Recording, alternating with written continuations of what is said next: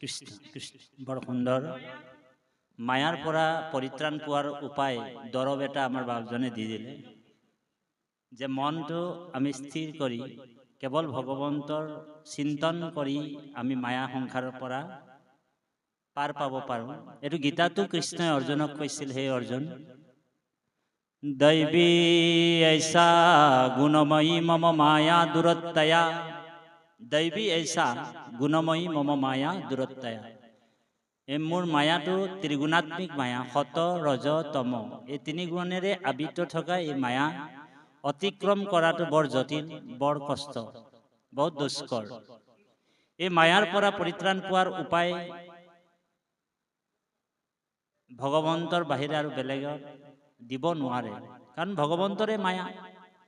কাৰণ ভগৱন্তক মায়াপতি বুলি কৈছে। মায়াপতি মানে মায়াৰ পতি কোন, মায়াৰ স্বামী কোন, বোলে ভগৱান।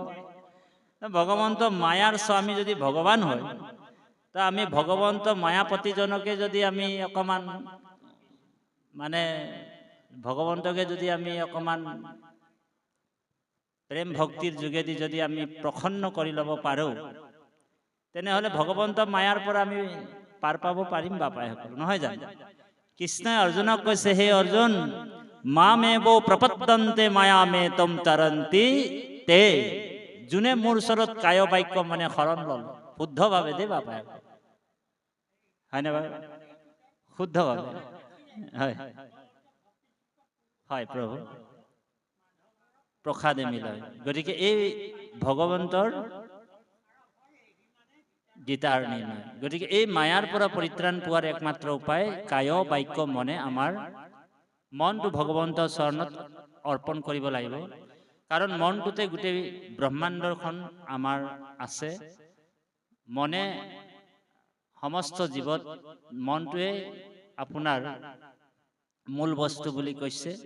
মনে পাপ পুণ্য স্বৰ্গ, মনেহে নৰক, মনেহে কৰিছে ভেদ আপোন পৰক, হয়নে বাৰু? যতেক ইন্দ্ৰিয়গণ মনৰ অধীন, মনৰ আজ্ঞাহে পালে ৰাত্ৰি দিন, মনৰেহে আজ্ঞা পালি থাকে হয় ৰাত্ৰি দিন। মনে উপজয় জানা মনেহে মৰণ, মনুষ্যৰ মনে বন্ধ মুখ্যৰ কাৰণ। এতিয়া মনটোৱে আমাক বান্ধিবও পাৰে, মনটোৱে আমাক খুলিবও পাৰে। আমি এই স্থানলৈ মনটোৱে আমাক যদি ভাবোঁ, ভাগৱতৰ কথাটো আমি শুনিয়ে থাকোঁ, বোলে আজি আমাৰ বৰা বাপৰ ঘৰ নাযাওঁ দে, মনটোৱে আমাক না ইয়ালৈ নানিলেহেঁতেন। সেইকাৰণে চাবি এটা তলাটো এটাই,